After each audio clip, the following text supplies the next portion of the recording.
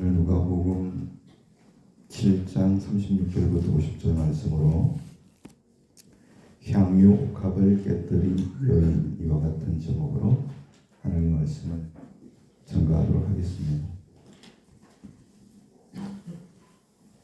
세 가지 질문으로 시작하겠습니다. 첫 번째 질문입니다. 여러분은 오늘 예배당에 나오시면서 어떤 마음으로 나오셨습니까?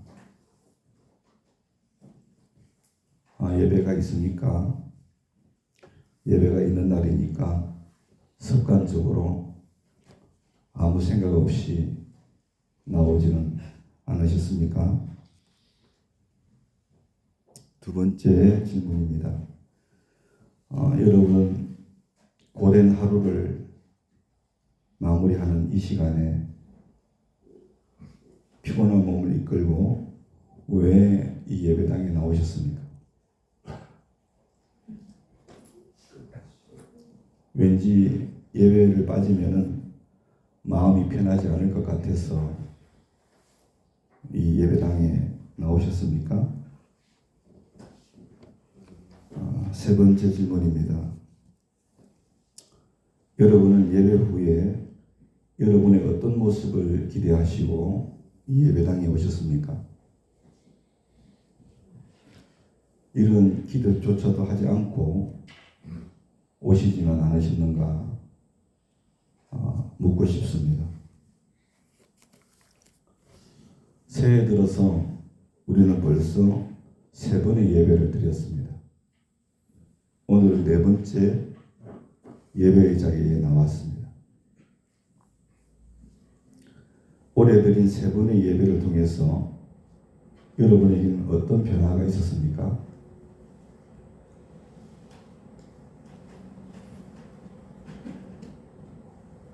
이 시간 여러분이 아무 생각 없이, 아무 목적 없이, 아무런 기대도 없이 예배당에 나오셨다고 한다면, 그리고 올 한 해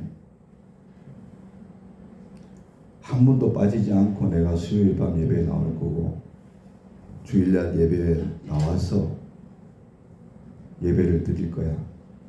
그러면 여러분 계산해보면 104번 예배를 드립니다. 그렇게 여러분들이 예배를 드린다 해도 여러분에게는 아무런 일도 일어나지 않을 겁니다. 그저 예배를 드렸다는 자기 만족 정도로 집으로 돌아가게 될 겁니다. 누가복음 18장 9절로 14절에 성전에 기도하러 올라갔던 바리새인처럼 여러분의 삶에는 아무런 변화도 일어나지 않을 겁니다.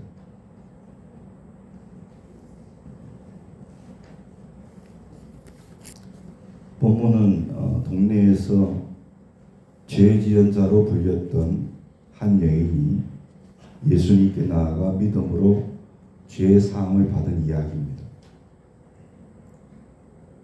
그리고 이 이야기는 현재까지도 많은 이들에게 감동을 주고 있는 말씀입니다. 특정 죄를 언급하지 않고 죄 지은 자로 불렸기 때문에 본문의 한 여인은 그 누군가가 아니라 바로 여러분 자신입니다. 그러하기에 본문의 여인처럼 은혜로 주어지는 예배의 자리로 나아갈 때마다 예수님께 죄 사함 받고 평안 가운데 집으로 돌아가고, 누가복음 18장 9절로 14절에 성전에 기도하러 올라갔던 세리처럼 예수님께 어록도 안 받고 집으로 돌아가는 진정한 예배자가 되실 수 있기를 예수님의 이름으로 축원하고 소원합니다. 바리새인의 집에 초청받으신 예수님 앞에 동네에서 죄 지은 여자라 불리던 한 여인이 찾아가서 눈물로 예수님의 발을 적시고 자기의 머리카락으로 닦아드리고 예수님의 발에 입맞추기를 그치지 않고 값비싼 향유 옥합을 깨뜨려서 부어드렸습니다. 그런데 그 모습을 본 주변 사람들은 당혹스러워했어요. 바리새인들은 손가락질을 했습니다. 39절입니다. 그 여인이 자기의 죄를 부끄러워하지 않고 예수님께 나아간 때문이기도 했지만 예수님께서 선지자라면 자기에게 그렇게 행하는 여인이 죄인인 것을 아셨을 것이고 그렇다면 율법에 근거해서 그 여인을 책망하시고 꾸짖으셔야 하는데 그렇게 하지 않으셨기 때문에 그러나 예수님은 그런 그 여인을 향해서 선포합니다. 50절입니다. 내 믿음이 너를 구원하였다고 이렇게 선포를 하셨습니다. 근데 여러분 이 사건을 단순히 비싼 헌금 이야기로 이해하면 표면적인 해석밖에는 되지 않습니다. 왜냐하면 그 여인이 예수님의 발에 부어드린 향유 옥합에는 깊은 영적인 의미가 숨겨져 있기 때문에 그래요. 먼저 여러분은 그 여인에게 있어서 향유는 어떤 의미였을지 한번 생각해 보셔야 됩니다. 본문을 보면 그녀가 범한 죄가 어떤 죄였는지는 구체적으로 언급이 되어 있지 않습니다. 그런 그녀에게 이 향유라고 하는 것은 죄의 도구였거나 죄의 결과였습니다.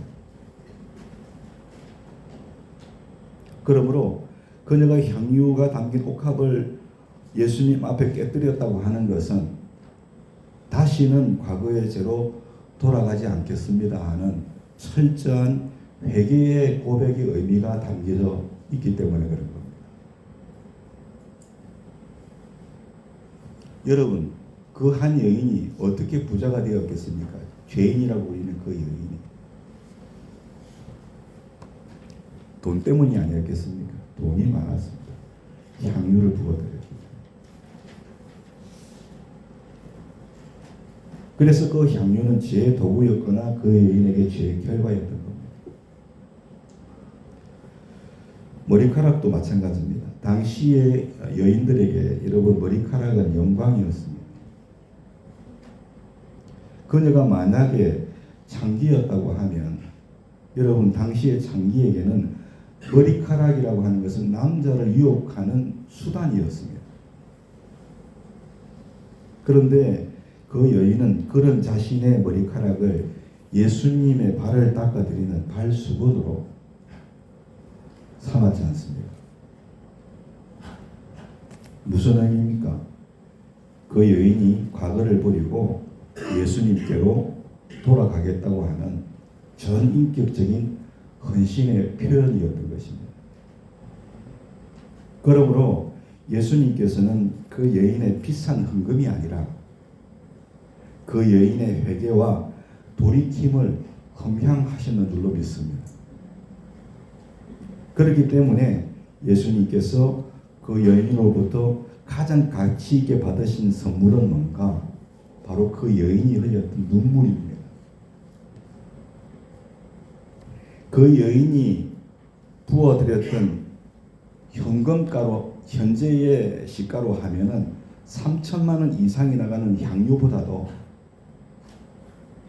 예수님께서 진정으로 기뻐하신 것은 그 여인의 눈물, 회개의 눈물이었던 것입니다. 왜냐하면 그 여인이 흘린 눈물은 예수님께서 자신의 모든 죄를 사하시고 구원해 주신다는 믿음을 통해서 얻은 구원의 감격이 터져 나와서 나온 감동의 눈물이었기 때문에 그런 겁니다. 그 여인은 예수님께로 나아가는 순간부터 예수님께서 자기의 죄를 사해 주셨다는 것을 믿었습니다. 그래서 47절은 이렇게 말합니다. 이러므로 내가 내게 말하노니 그의 많은 죄가 사하여졌도다. 주님이 그렇게 말씀하신 겁니다.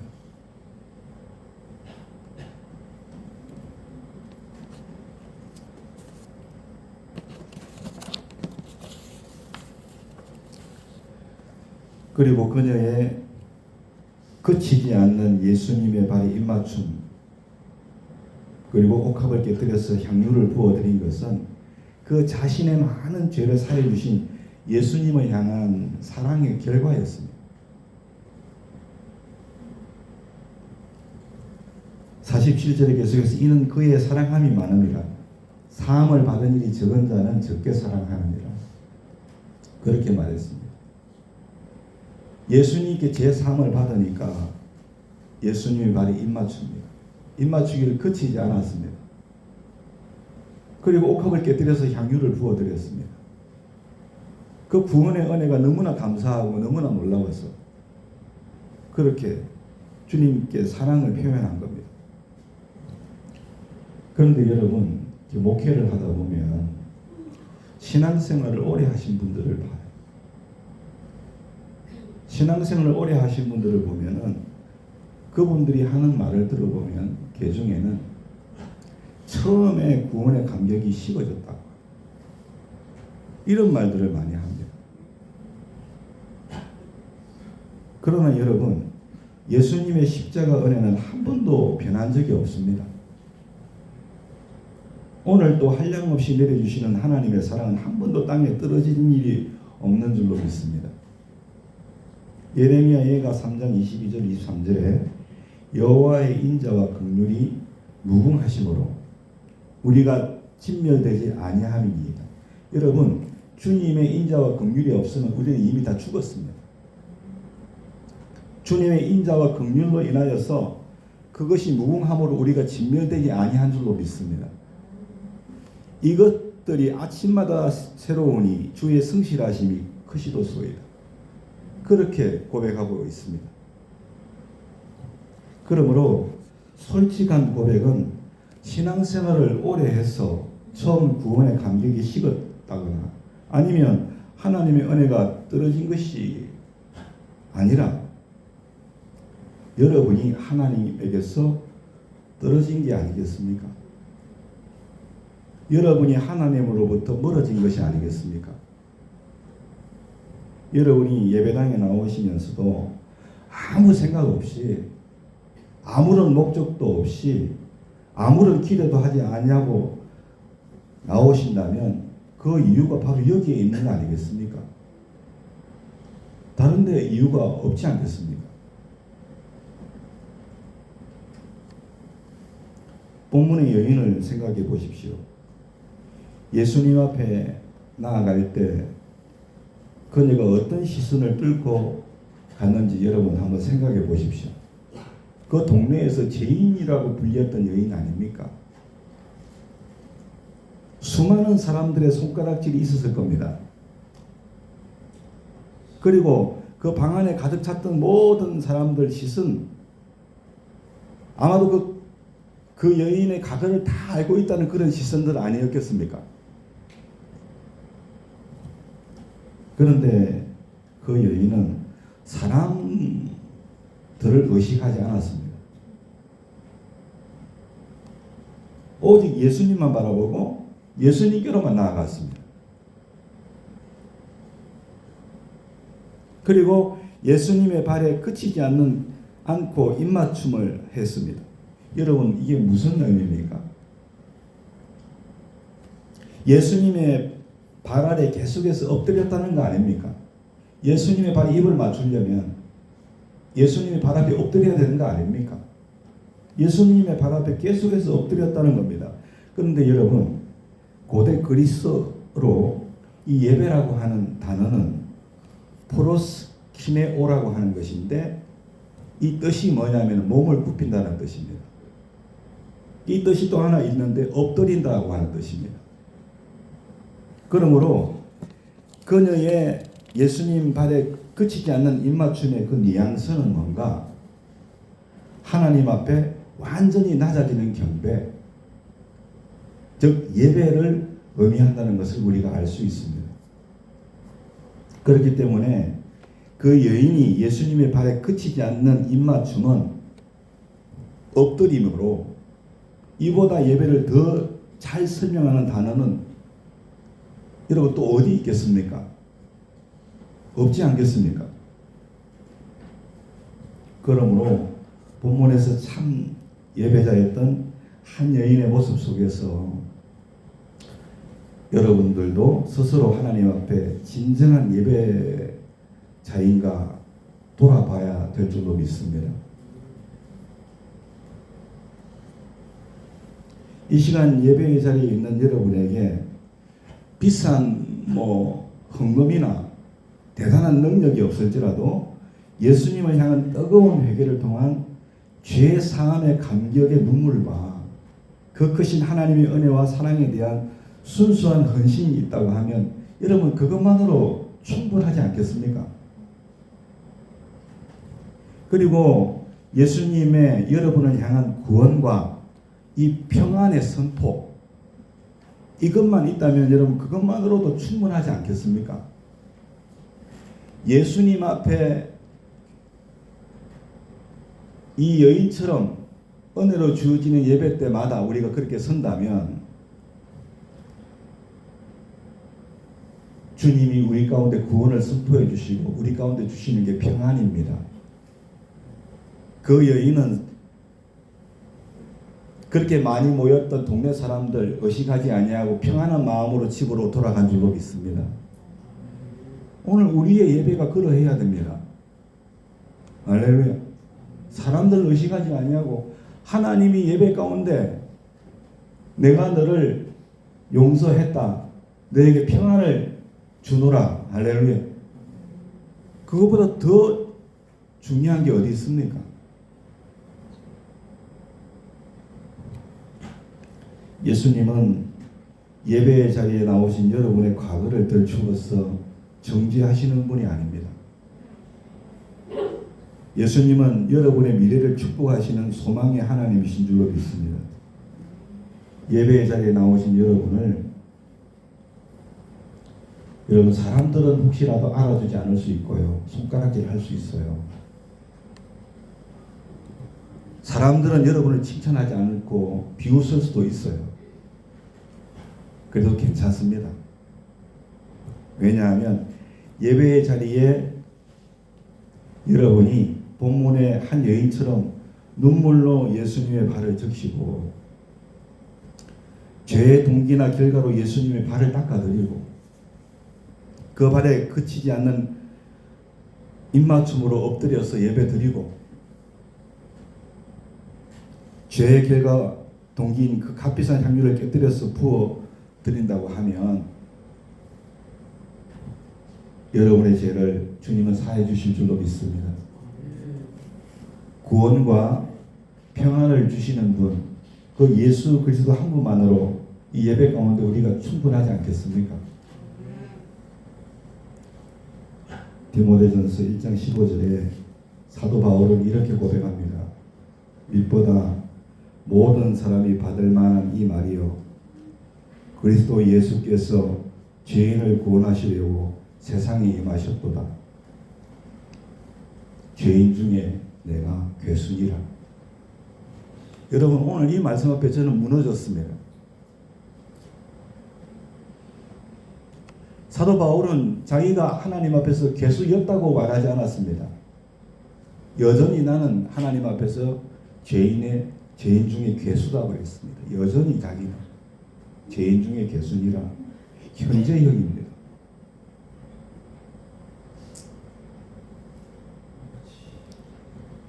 사도 바울의 이 고백의 의미는 단순히 여러분 자기를 비하한 게 아닙니다. 감정적인 겸손도 아닙니다. 그건 뭡니까? 복음의 본질을 드러낸 거 아닙니까?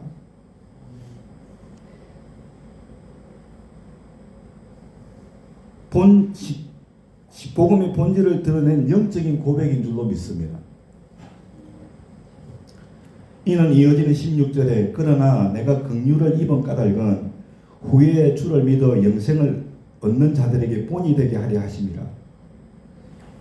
여러분, 우리가 예배를 통해서 회개하고 구원받고 평안을 얻는 모습을 볼 때 사람들은 나를 봤을 때 그 사람은 흠이 없는 사람 같았는데 아니요. 그가 예배 가운데 그런 모습을 보였을 때 그것을 본 사람들이 나 같은 죄인도 그런 구원을 받을 수 있겠네. 나 같은 죄인도 하나님이 사랑하시네. 할렐루야.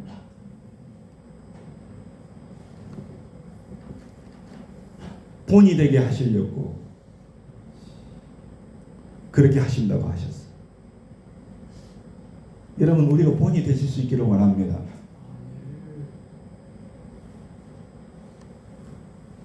그러므로 사도 바울의 이 죄인된 자기가 죄인의 개수라고 하는 이 고백은 절망이 아닙니다. 뭡니까? 소망인 것입니다. 여러분, 그렇지 않습니까? 설교를 들을 때 죄인이라는 말을 들으면 기분 나빠하고 하나님 앞에서 나왔을 때에도 거룩한 척하고 누가 여러분 그 사람이 변화되기는 될 수도 없거니와 그 사람을 보고 누가 변화되겠습니까? 아무도 변화될 수 없는 겁니다.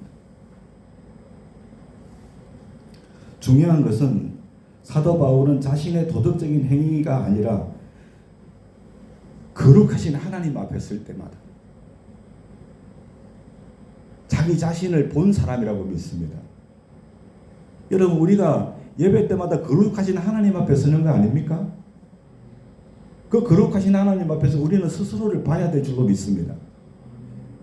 그러면 사도 바울과 같은 고백을 하게 될 줄로 압니다. 사도 바울은 말했습니다. 빌립보서 3장 6절에 율법으로는 흠이 없는 사람이라고 했어요. 그러나 그런 그도 하나님 앞에 섰을 때 죄인 중에 괴수라고 했습니다.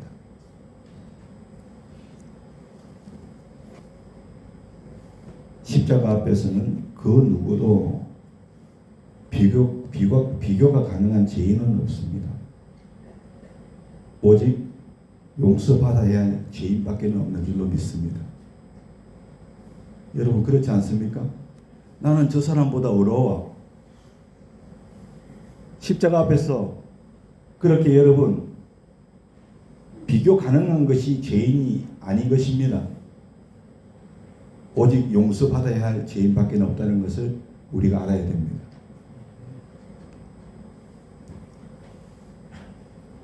그래서 사도 바울은 교만으로 높아지지 않은 줄로 믿습니다. 낙심으로도 무너지지 않은 줄로 믿습니다. 참된 신앙인은 거룩하신 하나님 앞에서 자기의 죄인됨을 알고 자기의 의에 머물지 않는 줄로 믿습니다. 그리고 주님의 긍휼을 힘입어서 또 자기 혐오에도 빠지지 않는 줄로 믿습니다. 사랑하는 여러분, 예배는 오늘 본문의 한 여인처럼 그러한 마음을 가지고 그러한 목적을 가지고 그러한 변화를 소망하면서 예수님 앞에 나와야 할 줄로 믿습니다. 그렇게 할 때 여러분 소망이 있습니다. 그냥 예배가 예배로 끝나는 것이 아니고 하나님이 기뻐 받으시는 예배가 되고 하나님이 기뻐 받으시는 삶으로 성화할 줄로 믿습니다. 앞으로 남아있는 100번의 예배가 오늘 이 본문의 한 여인처럼 하나님 앞에 온전히 설 수 있는 예배가 되십시오. 구원과 평안으로 집으로 돌아가십시다. 예수님의 이름으로 축복합니다.